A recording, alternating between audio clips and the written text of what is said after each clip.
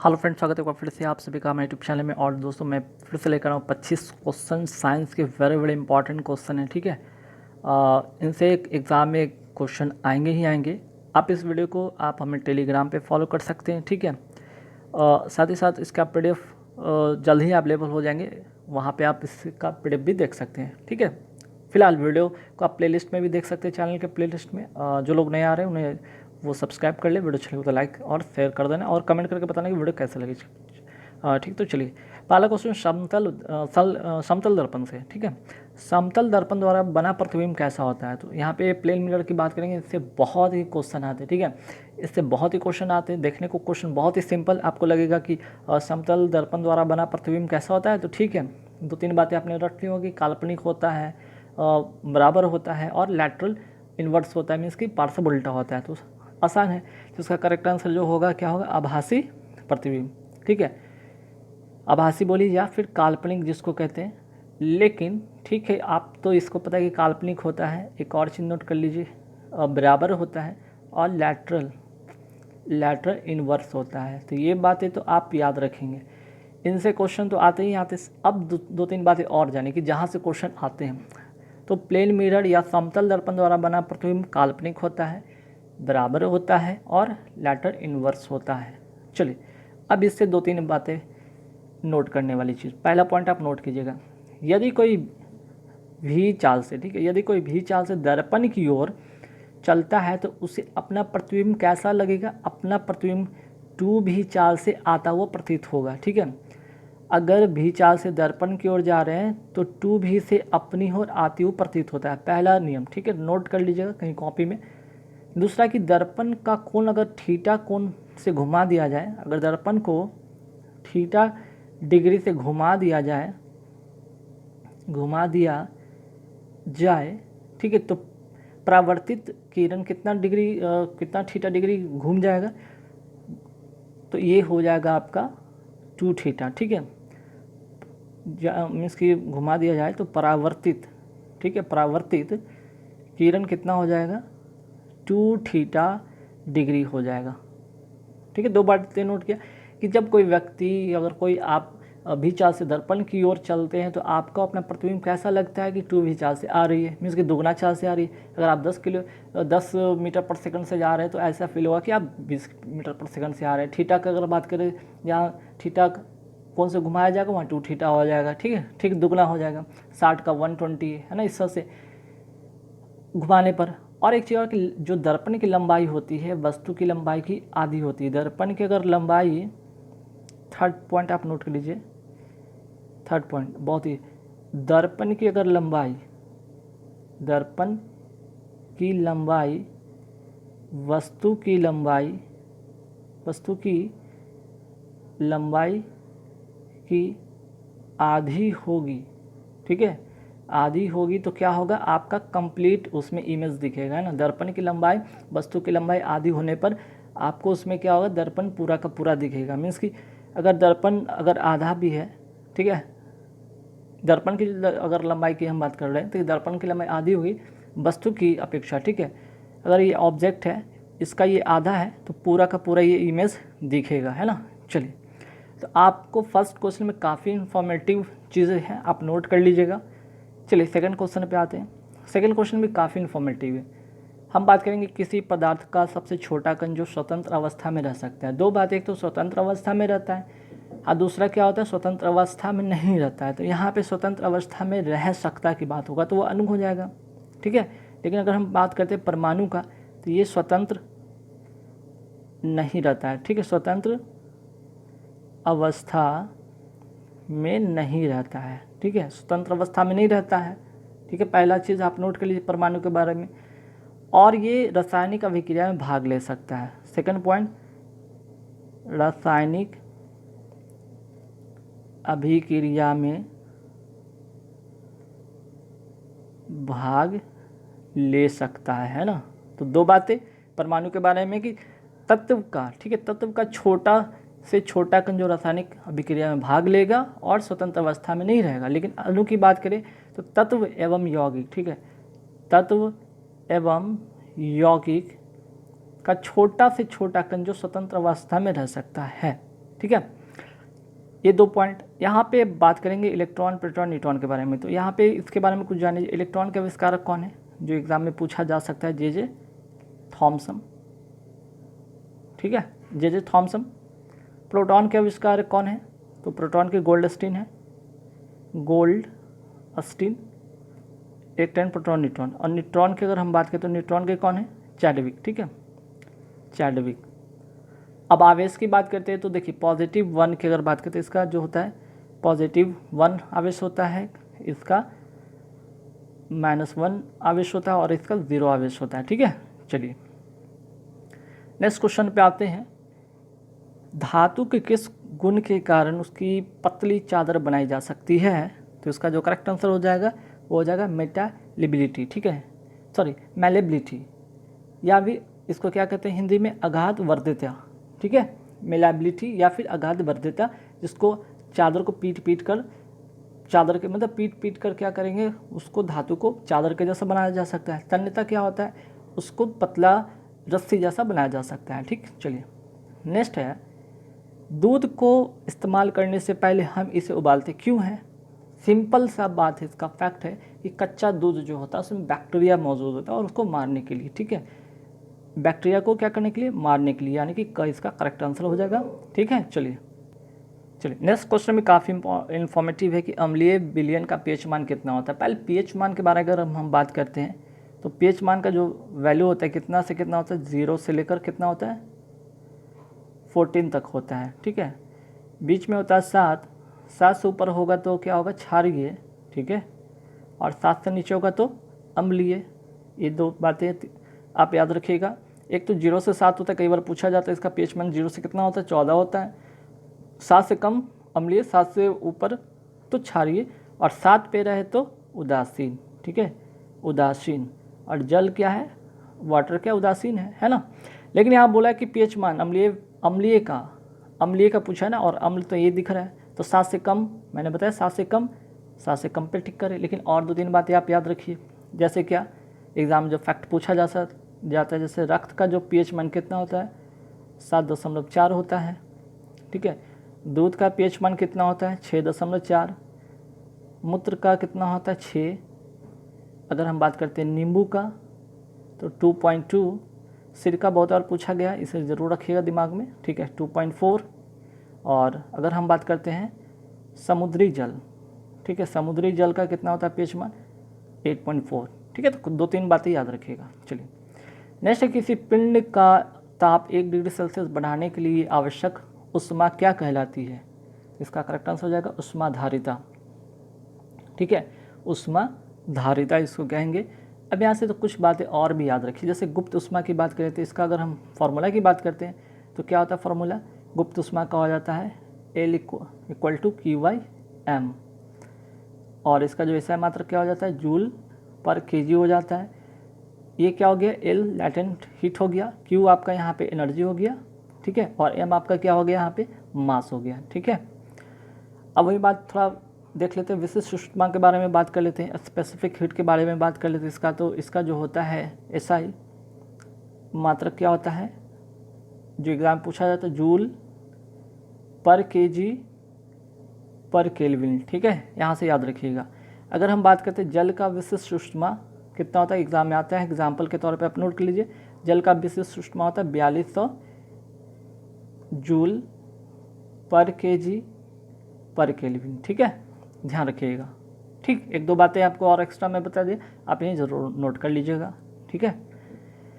अच्छा, यहाँ पे एक चीज़ आप कन्फ्यूजन होगा, जैसे कि उष्माधारिता और या विशिष्ट उष्मा में अंतर, ठीक है। तो अलग अलग जो द्रव्यमान का जो होता है ना, अलग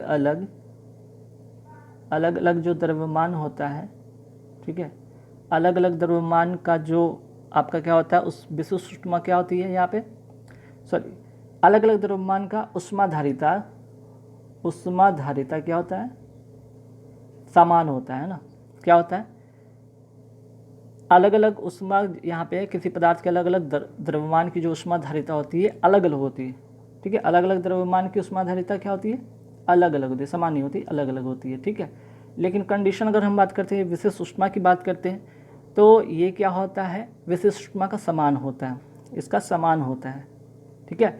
अलग अलग द्रव्यमान का ऊष्माधारिता अलग अलग होता है, जबकि अलग अलग द्रव्यमान का विशिष्ट ऊष्मा समान होता है। यहाँ से एक फैक्ट, ठीक है। ऊष्माधारिता जो होता है ये किस पर निर्भर करता है? द्रव्यमान पर निर्भर करता है, ठीक है। ये द्रव्यमान पर क्या करता है? निर्भर करता है, नोट कर लीजिएगा ऊष्माधारिता। और विशिष्ट ऊष्मा क्या होता है? ये पदार्थ के प्रकृति पर निर्भर करता है, पदार्थ के प्रकृति पर निर्भर करता है। 2-3 फैक्ट और मैंने बता दिए, याद रखिएगा। चलिए नेक्स्ट है कि ऑक्सीजन की अपर्याप्त आपूर्ति में जब कार्बन को जलाया जाता है तो कौन सा यौगिक बनता है? करेक्ट आंसर होगा इसका कार्बन मोनोऑक्साइड, ठीक है, CO। और मैंने आपको कुछ दिन पहले इसके पहले वाले वीडियो में बताया था कि CO प्लस अगर H2 बने तो क्या होता है और CO प्लस N2 बने तो क्या होता है। इसका जवाब आप हमें कमेंट बॉक्स में बताएंगे, ठीक है, कि CO प्लस H2 मिलकर क्या बनता है और CO प्लस N2 मिलकर क्या बनता है, ठीक है। चलिए नेक्स्ट, किसी भी स्थिर या गतिशील वस्तु की स्थिति और दिशा में जब कोई परिवर्तन नहीं होता है जब उस पर कोई बाहरी बल सक्रिय ना हो। ये कौन सा नियम है? न्यूटन का फर्स्ट लॉ है, ठीक है। न्यूटन का फर्स्ट लॉ को हम और क्या कहते हैं? गैलीलियो का नियम भी कहते हैं। इसे जड़त्व का भी नियम कहते हैं। बल का परिभाषा भी मिलता है इससे, ठीक है, बल की परिभाषा भी इससे मिलता है, ठीक, याद रखिएगा। और अगर हम बात करें संवेग, ठीक है, नोट कर लीजिए, संवेग इक्वल टू क्या होता है? मास इनटू वेलोसिटी होता है। ये फार्मूला आप रट के रखिएगा। संवेग का होता है फार्मूला होता है मास इनटू वेलोसिटी। और इसका अगर हम SI मात्रक की बात करें तो SI मात्रक क्या होता है? kg इंटू मीटर पर सेकंड। और अगर हम संवेग की बात करते हैं तो संवेग कैसा राशि है? ये सदिश राशि है। एक बात और नोट कर लीजिएगा यहाँ से, तो काफ़ी सारा फैक्ट मैंने बताया। बल की बात करें तो बल भी क्या है? एक सदिश राशि है। बल क्या है? सदिश राशि है। इसका SI मात्रक क्या होता है? न्यूटन होता है, ठीक है। बल का SI मात्रक न्यूटन, सदिश राशि, संवेग का मात्रक kg इंटू मीटर पर सेकेंड, मास इंटू वेलोसिटी, सदिश राशि है, ठीक है। इतना बातें आपने नोट कर ली। अब सेकंड लॉ से, ठीक है, सेकंड लॉ से क्या निकलता है? अगर हम बात करते हैं सेकंड लॉ से आता है यहाँ से कि संवेग में परिवर्तन होगा तो बल की दिशा में होती है। संवेग परिवर्तन जो होगा बल की दिशा में होगी। और सेकंड लॉ क्या कहता है? किसी वस्तु के संवेग में परिवर्तन की दर उस वस्तु पर आरोपित बल के समानुपाती होता है। और यहाँ से एक फार्मूला निकल के आता है F = m/a, ठीक है। इससे भी आप याद रखिए, force equal to mass into acceleration, ठीक है। और इससे बल का व्यंजक प्राप्त होता है, ठीक है। 2-3 बातें आप याद रखिएगा। चलिए नेक्स्ट है कि ठोस का घनत्व जो जल पर तैरता है वाटर है, ठीक है। और इस पर अगर हम बर्फ़ की बात करते हैं, बर्फ़ तैरता है तो बर्फ़ का घनत्व क्या होगा? जल के घनत्व से कम होगा, ठीक है। इसका क्या होगा? घनत्व कम होगा और इसका ज़्यादा होगा, तब ये तैरेगा। मीन्स कि जल के घनत्व से कम होगा, जल के घनत्व से क्या होगा? कम होगा, जिसके कारण कोई भी ठोस जल में तैरता है, ठीक है। चलिए, यदि पृष्ठ क्षेत्रफल घटा दिया जाए तो पृष्ठ पर कार्यरत दाब क्या होगा? अगर पृष्ठ क्षेत्रफल घटा दिया जाए तो पृष्ठ पर कार्यरत दाब बढ़ जाएगा। सपोज कीजिए आप अगर थैला ले जाते हैं, ठीक है, और इसमें ये हैंडल लगा होता है। अगर ये चौड़ा पट्टी कम चौड़ा पट्टी वाला हो, कम चौड़ा पट्टी हो, तो आपको बहुत भारी फील होगा। लेकिन इस बैग में अगर थोड़ा मोटा, अगर इस तरह से अगर चौड़ा पट्टी वाला हो, ठीक है, तो आपको बल कैसा होगा? बल आपको कम लगेगा, है ना। इसमें बल ज़्यादा लगेगा, तो इससे क्या होगा? दाब बढ़ ज़्यादा है ना, बढ़ जाता है, ठीक है। चलिए यहाँ तक हो गया, हाँ, तो हमने बात कर लिया यहाँ तक। चलिए अब आगे बढ़ेंगे। वे पदार्थ जो अपने में से विद्युत धारा को प्रवाहित नहीं होने देता है क्या कहलाता है? इसको कहते हैं विद्युत रोधी, ठीक है, इसको कहते हैं विद्युत रोधी। नेक्स्ट क्वेश्चन, एक समतल दर्पण की आपतित किरण 60 डिग्री कोण बनाती है तो परावर्तन कोण क्या होगा? समतल दर्पण पर आपतित किरण टकराने के बाद सेम उसी डायरेक्शन में चली जाती है, मीन्स कि जिस डिग्री कोण से आती है उसी डिग्री कोण से वापस चली जाती है, मीन्स 60 डिग्री आंसर होगा इसका। नेक्स्ट वेरी इंपॉर्टेंट है, आप नोट कर लीजिएगा, ठीक है। इसके लिए आप पहले फॉर्मूला नोट कर लीजिए, VIP, ठीक है, VIP याद करिएगा ट्रिक से। VIP आपको क्या दे रखा है? वोल्ट दिया हुआ है आपको, यहाँ पे क्या दिया हुआ है आपको? मीन्स कि एनर्जी दिया हुआ है ना, पावर दिया हुआ है।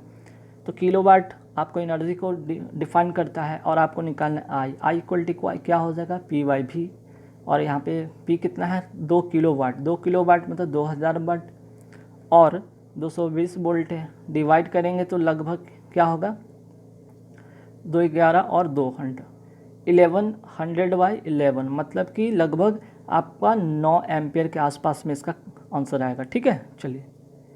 द्रव बूंद की संकुचन और कम से कम क्षेत्र घेरने की प्रवृत्ति को क्या कहते हैं, पृष्ठ तनाव, सरफेस टेंशन कहते हैं। ठीक है, सरफेस टेंशन का जो फार्मूला होता है नोट कर लीजिएगा, FYL होता है, मीन्स कि न्यूटन पर मीटर होता है। F का न्यूटन और लेंथ का मीटर। ठीक है, न्यूटन मीटर। पृष्ठ तनाव का बहुत इंपॉर्टेंट चीज़ है, आप ध्यान रखिएगा। चलिए नेक्स्ट कि गर्मी में सफ़ेद कपड़े गहरे रंग के कपड़ों से अधिक आरामदेह क्यों होते हैं, क्योंकि सफ़ेद कपड़े गहरे रंग के कपड़ों से कम ऊष्मा अवशोषण करता है। अगर ऊष्मा कम अवशोषण करेगा तो गर्मी कम लगेगा, है ना। इसलिए ब्लैक कपड़े नहीं पहने जाते गर्मी के दिन में, क्योंकि वो ऊष्मा को ज़्यादा एब्जॉर्ब करता है। और जो अच्छे उस मीन्स कि अवशोषक होते हैं वो अच्छे उत्सर्जक भी होते हैं, ध्यान रखिएगा। ठीक है, चलिए नेक्स्ट है कि मेघ गर्जन की ध्वनि सुनाई देने से पहले बिजली चमक क्यों दिखा देती है। तो ध्यान रखिएगा, लाइट की बात करें तो लाइट की स्पीड जो होता है साउंड के स्पीड से ज़्यादा होता है, इसी कारण, क्योंकि प्रकाश ध्वनि से अधिक शीघ्र गति से चलती है। ठीक है, ये साउंड है। ठीक है, चलिए। कोयले के जलने से क्या बनता है, कोयले के जलने से कार्बन डाइऑक्साइड बनेगा, CO2 बनेगा, सिंपल। ठीक है, चलिए। वायु की संगठक गैसें सामान्यतः क्या होती है, तो नाइट्रोजन प्लस ऑक्सीजन इसकी होती है। नेक्स्ट है हरे पौधे हमारे लिए उपयोगी होते हैं, क्यों होती है, क्योंकि दिन के समय ऑक्सीजन छोड़ते हैं और हमें तो ऑक्सीजन चाहिए, और दिन के समय बहुत सारे वाहन चलते हैं जिससे कार्बन डाइऑक्साइड होता है। अगर हम लोग लेना शुरू करेंगे तो क्या होगा, हमारे शरीर पर काफ़ी गहरा मीन्स कि बुरा प्रभाव पड़ेगा और इससे जीवन अस्त व्यस्त होगा। तो क्या करता है, दिन के समय अगर पेड़ पौधे अगर ऑक्सीजन छोड़ते हैं तो हम लेते हैं, और दिन के समय कार्बन डाइऑक्साइड को ग्रहण कर लेते हैं। तो जितने भी बाहर में मीन्स के वातावरण में पॉल्यूशन होता है वो क्या करता है, एब्जॉर्ब कर लेता है और हमें ऑक्सीजन देता है, जिससे कि हम लोग सांस अच्छे ले पाते हैं, मीन्स कि साफ़ सुथरे सांस ले पाते हैं। और सांस की कीमत कितनी है इस बार पेंडेमिक कोविड-19 ने सभी को बता रखा है। ठीक है, चलिए।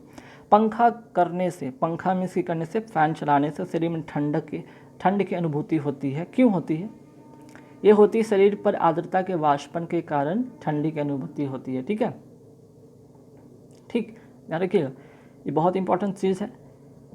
और ये जो इसका रिलेशन कहीं ना कहीं लैटेंट हीट से रिलेशन है इसका। ठीक है, लैटेंट हीट के बारे में मैंने अभी थोड़ा देर पहले मैं वीडियो को मैं बता रखा है, वहाँ पे देखिएगा। निम्नलिखित में कौन सा एक समूह संबंध नहीं है, इनमें से कौन इसमें से संबंधित नहीं है। देखिए नागफनी का पौधा है ना, ये मरुस्थल में पाया जाता है, इसलिए सबसे डिफरेंट। बाकी नीम, देवदार, चीड़ सदाबहार पेड़ हैं। ठीक है, किसान अस्वस्थ पौधों को क्यों निकाल देते हैं। अब इस तरह के पौधे जो होते हैं क्या करते हैं, पेड़ पौधे के जो आसपास में पेड़ पौधे तो उसके अवशोषकता को एब्जॉर्ब कर लेते हैं, जिससे कि फसल कम पैदा होता है, इसीलिए इसको निकाल देते हैं, यानी का इसका करेक्ट आंसर होगा। निम्नलिखित में कौन से खाद्य पदार्थ में भरपूर विटामिन ए होता है। ठीक है, तो इसका आंसर होगा कॉड यकृत तेल। ठीक, आगे बढ़ेंगे। मेढक स्थल और जल दोनों में रहने योग्य है, यह श्वसन किससे करता है, तो मेढक दो चीज़ से श्वसन करता है, गिल से भी करता है और त्वचा से भी करता है, तो इसका करेक्ट आंसर होगा।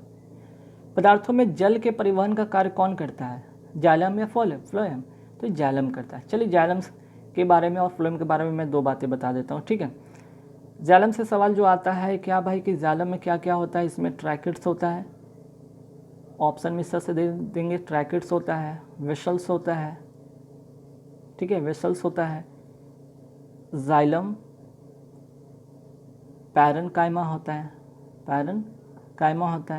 और जाइलम फाइबर होता है। ठीक है, उसी तरह फ्लोएम की अगर बात करते हैं तो इसमें क्या होता है, सीव ट्यूब होता है, कंपेनियन सेल होता है, और इसमें भी फ्लोएम फाइबर्स होते हैं, इसमें पैरेन्काइमा होता है और फाइबर होते हैं। ठीक है, तो इस तरह से कई बार एलिमिनेट करने के लिए भी आता है। और दोनों के दोनों क्या है, परमानेंट टिश्यू है, ठीक है, यानी कि डेड सेल है। चलिए एक चीज़ और मैं यहाँ पे कुछ बताना चाहूँगा साउंड के बारे में, ठीक है। साउंड के बारे में थोड़ा सा नोट कर लीजिए कि एग्ज़ाम में ऐसे क्वेश्चन आते हैं। तो साउंड की अगर हम बात करते हैं कि साउंड अगर एक माध्यम से दूसरे माध्यम में जाती है, ठीक है, तो इसकी जो चाल होती है और तरंगदैर्घ्य, ठीक है, साउंड की जो वेलोसिटी होती है और इसका जो वेवलेंथ होता है क्या होता है, बदलता है, लेकिन फ्रीक्वेंसी क्या होती है, नहीं बदलती है, ठीक है। एक चीज़ याद रखिएगा। और ध्वनि की चाल किस पर निर्भर नहीं करती है, तो फ्रीक्वेंसी पर निर्भर नहीं करती है। ध्वनि की चाल जो होती है, ध्वनि की चाल फ्रीक्वेंसी पर निर्भर नहीं करती, फ्रीक्वेंसी पर निर्भर नहीं करती, ठीक है। चलिए, और यहाँ से अगर हम वेवलेंथ की बात करते हैं तो वेवलेंथ का फार्मूला होता है v/f, जहाँ पे v क्या होता है आपका स्पीड ऑफ लाइट होता है, स्पीड ऑफ लाइट होता है, वहीं ये तो वेवलेंथ होता है, वहीं फ्रीक्वेंसी होता है ये, ठीक है। चलिए, और फ्रीक्वेंसी बराबर क्या होता है, 1/t होता है, इसको भी याद रखिएगा, 1/t होता है, ठीक। और साउंड के बारे में और भी जान लीजिए। साउंड, स्पीड ऑफ साउंड के बारे में एग्ज़ाम में आता है कि जैसे कि वायु में साउंड का जो चाल होता है कितना होता है, 332 मीटर पर सेकंड। जल में कितना होता है, यानी कि वाटर में कितना होता है, वाटर में होता है 1483 मीटर पर सेकंड। मीटर पर सेकंड में रहता है, ध्यान रखिएगा। एग्ज़ाम में आपको किलोग्राम या कुछ कैसे करके देंगे जो फंसाएंगे, तो ध्यान रखिएगा। लोहा 5130 मीटर पर सेकंड। एल्युमिनियम, ठीक है, एल्युमिनियम 6420 मीटर पर सेकंड। तो देखिए, अगर ऑप्शन में अगर ये तीनों रहे तो आप लोहा टिक करेंगे, लेकिन ये चारों रहे तो आप एल्युमिनियम टिक करेंगे, ठीक है। साउंड इसमें ज़्यादा स्पीड से फ्लो करता है। तो गाइज़ इस वीडियो में इतना ही था। हाँ, इस वीडियो में इतना ही था। आई होप कि वीडियो ज़्यादा आपको इन्फॉर्मेटिव लगेगा एग्जाम पॉइंट ऑफ व्यू से। वीडियो अच्छा लगे तो लाइक कर देना, शेयर कर देना। नेक्स्ट वीडियो मैं फिर से लेकर आऊँगा, फिर से इन्फॉर्मेशन के साथ, बहुत अच्छे क्वेश्चन के साथ। आप सारे क्वेश्चन का जवाब जरूर देना, ठीक है, और नोट भी कर लेना। हालांकि मैं अपने चैनल पे क्या कर रहा हूँ कि कुछ क्वेश्चन को आप लोग के साथ कम्युनिटी टाइम में शेयर करके पूछता हूँ और आप लोग जवाब भी दे रहे हैं। चलो, अच्छा लग रहा है, ठीक है। तो इसी तरह आप लोग हमें क्या करें, सपोर्ट करते रहे। Thank you very much.